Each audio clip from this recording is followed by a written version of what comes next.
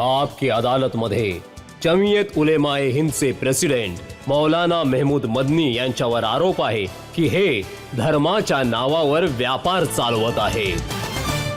बघा, जमियत उलेमाए हिंद एक हलाल ट्रस्ट आहे, हलाल काउन्सिल ऑफ इंडिया आहे, ज्याचे सर्टिफिकेट तुम्ही इश्यू करता आणि असं म्हटलं जातंय की त्यामधून चांगली कमाई होते, मोठा बिझनेस आहे तो.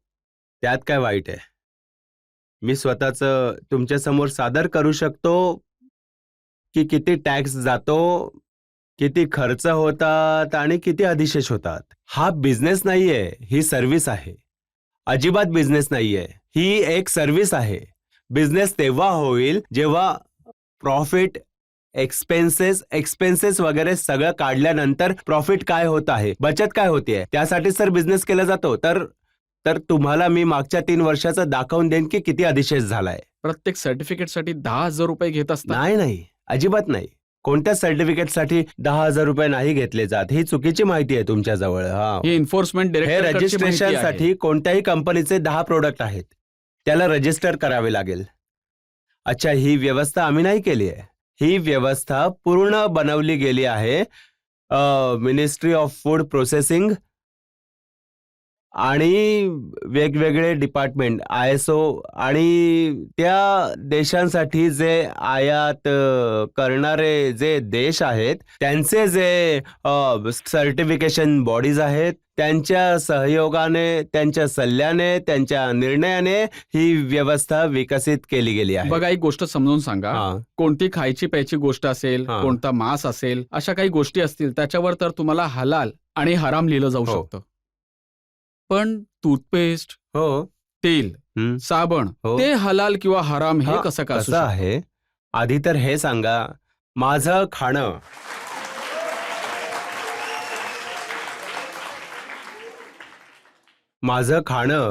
आणि या बाटलीत ठेवलेलं पाणी हा एक इश्यू आहे. माझी कमाई ती देखील हराम असू शकते. मी नेहमी म्हणतो मित्रांना की कमाई तर हरामाची खात आहात आणि रेस्टॉरंट हलालचे शोधत असता, तर काय हलाल झालं ते? कमाई जर हराम आहे तर मग खाणं कसं हलाल असेल तुमचं? हे मी तुम्हाला हलाल समजवण्यासाठी म्हणतोय. तर पाण्यावर देखील सर्टिफिकेट लागेल? हो, अगदीच. पाणी देखील बघावं लागेल की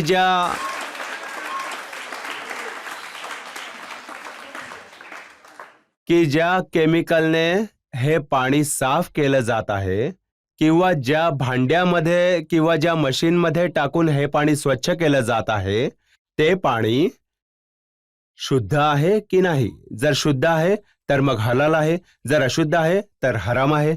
बघा, STFचे जे ऑफिसर्स आहेत त्यांनी म्हटलं की पडताळणीमध्ये असं आढळलं गेलं की हलाल काउन्सिल ऑफ इंडिया मार्फत प्रोडक्ट्सच्या विना व्हेरिफिकेशनच्या. बघा, हे हलाल काउन्सिल ऑफ इंडिया वेगळी गोष्ट आहे आणि हलाल ट्रस्ट ही वेगळी गोष्ट आहे. त्यांच्याबद्दल म्हटलं गेलंय आणि लॅब टेस्टिंग शिवाय ते सर्टिफिकेट मंजूर करतात. पहिली गोष्ट तर अशी, याच्या संदर्भात 2 गोष्टी आहेत. पण पहिली गोष्ट अशी की त्यांच्या असं म्हणण्याने काही होत नाही. मुद्दा कोर्टातला आहे, सगळं ज्युडिशियल मॅटर आहे. दुसरी गोष्ट अशी की आम्ही हलाल काउन्सिल ऑफ इंडियाला मी रिप्रेझेंट नाही करत, ते माझ्याशी संबंधित नाहीये. तुमच्याबद्दल त्यांनी म्हटलं की मौलाना महमूद मदनी यांना उत्तर प्रदेश मधल्या स्पेशल टास्क फोर्स कडून 6 तासांची विचारपूस केली नाही, 2 दिवसांपर्यंत आणि त्यानंतर आणखीन 2 दिवसापर्यंत. आणि मी एकटाच आहे जो तिथपर्यंत गेलोय, दुसरा कोणी गेलं देखील नाही. सुप्रीम कोर्टाकडून प्रोटेक्शन मिळालं होतं, मला देखील मिळालं होतं, पण मी गेलो.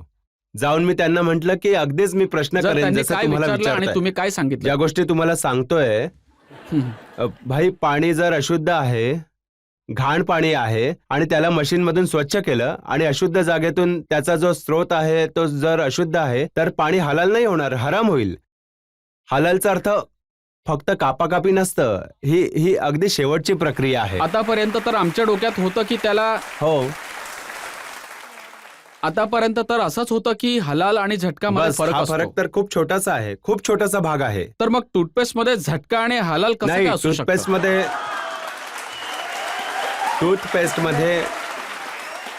टूथपेस्ट मध्ये चरबी मिसळली किंवा असे काही मटेरियल मिसळले गेले मी तर व्हेजिटेरियन लोकांबद्दल देखील बोलतोय. मी असंच सांगतो. असे मटेरियल मिसळले गेले आहेत जे जिलेटिन वगैरे मधून बनवलं गेलंय, जनावरांच्या हाडापासून बनवलं जात आहे.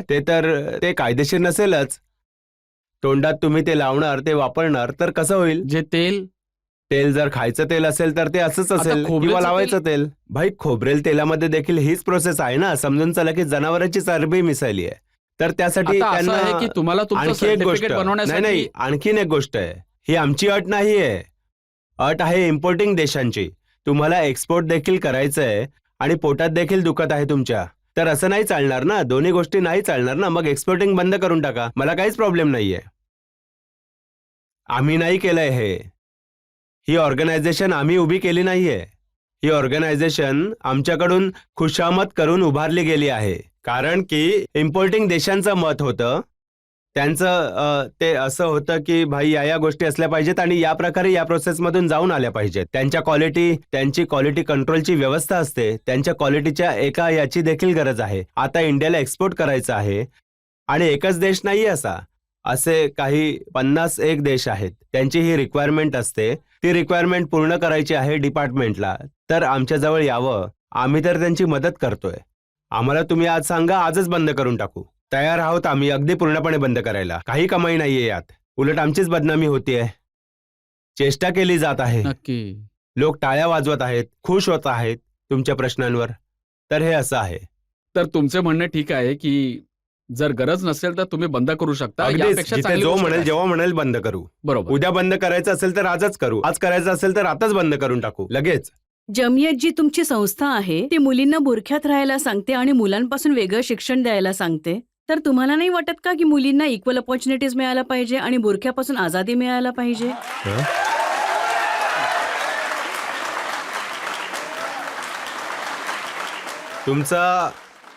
तुमचा प्रश्न खूपच वाजिब प्रश्न आहे. वाजिब नाही, वाजिबचा प्रश्न आहे.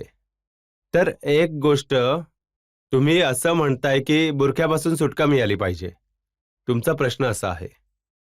आणि माझं म्हणणं असं आहे की बुरख्यातून सुटका मिळो अथवा ना मिळो, तिला सराव नक्की मिळाला पाहिजे, शिक्षण नक्की मिळालं पाहिजे. कोणतीही मुलगी आहे जिने बुरखा नाही घातलाय, जसे तुम्हीच आहात, तुम्हाला शिकण्याची पूर्ण संधी मिळाली पाहिजे. असं वातावरण असलं पाहिजे की तुम्हाला सुरक्षित वाटलं पाहिजे. तुम्हीच जर अशा असत्या की तुम्हाला वाटत असतं की बुरख्यामध्ये राहणं हे तुम्हाला जास्त सुरक्षेचं वाटत असेल, स्वतःलाच तुम्ही चांगलं वाटून घेत आहात, तर तुम्हाला शिकण्याची संधी यामुळे जर मिळत नसेल कारण तुम्ही बुरखा घातला आहे. आता ही चांगली गोष्ट आहे की ती चांगली गोष्ट आहे? आमचं असं म्हणणं आहे, तुम्हाला जर बुरखा घालायचा नसेल, तुम्हाला शुभेच्छा देतो. त्याच्या व्यतिरिक्त जर तुम्ही बुरखा घातलेला नसेल आणि कोणी म्हणालं की ही उघड्या डोक्याने फिरत आहे तर ही सुरक्षित नाहीये, हे नाही झालं पाहिजे. कोणत्याही परिस्थितीत तुमचं शिक्षण नाही सुटलं पाहिजे. माझी मुलगी, माझी बहीण, तुमची बहीण या स्वतःलाच जर कम्फर्टेबल समजत नसतील अशा इन्स्टिट्यूटमध्ये जिथे मुलं आणि मुली सगळे एकत्र शिकत असतील, तर माझं म्हणणं असं आहे की शिक्षण गरजेचं आहे. भले मग आम्हाला मुलींसाठी वेगळं, फक्त मुलींसाठी वेगळं इन्स्टिट्यूशन सुरू करावं लागेल, पण शिकवणार तर नक्कीच. नाही, मला शिक्षणापासून वंचित नाही राहिले पाहिजे. आपल्या नकाबमुळे, आपल्या हिजाबमुळे किंवा आपल्या मुलींच्या खूप अशा संस्था आधीच उपलब्ध आहेत. आमचं म्हणणं आहे की मुलींची विद्यापीठे बनली पाहिजेत. मुलींची वैद्यकीय महाविद्यालये असावीत. आहेत देखील या देशामध्ये अनेक वैद्यकीय महाविद्यालये देखील आहेत जी फक्त महिलांसाठीच आहेत. तर माझं असं म्हणणं आहे की मुलींना सराव नक्कीच मिळाला पाहिजे. भले मग त्यासाठी आम्हाला वेगळं बनवावं लागेल. आता जर कोणी कम्फर्टेबल असेल सगळ्यांसोबत शिकण्यासाठी तर ही चांगली गोष्ट आहे. त्यांना संधी मिळालीच पाहिजे. बस नाही, इतकं. मला हे जाणून घ्यायचं आहे की जसं दारुल उलूम आहे, देवबंद आहे, तिथे सराव करण्यासाठी मुलींना बुरखा घालणं कंपल्सरी आहे? नाही, तिथे तर सराव मुलींचा तर होतच नाही. पण मुलींच्या अशा प्रकारच्या सरावांसाठी फक्त मुलींचे इन्स्टिट्यूट उपलब्ध आहेत आणि आता आणखी वाईट गोष्ट झाली, इतकं मोठं वर्ल्ड नोन इन्स्टिट्यूशन आहे, मुलींची हो ऍडमिशन हो तेच तर एकत्र करण्याच्या विरोधात आहोत ना. आम्ही स्वतः देखील विरोधात आहोत एकत्र करण्याच्या. पूर्ण संधी मिळाली पाहिजे, पूर्ण सराव झाला पाहिजे, पण एकत्र नाही झालं पाहिजे. तुम्ही नाही देणार ती संधी. नाही, आम्ही तर आमचं असं म्हणणं आहे की ज्याला जिथे संधी मिळेल त्याने तिथे शिकावं, पण शिकावं नक्की.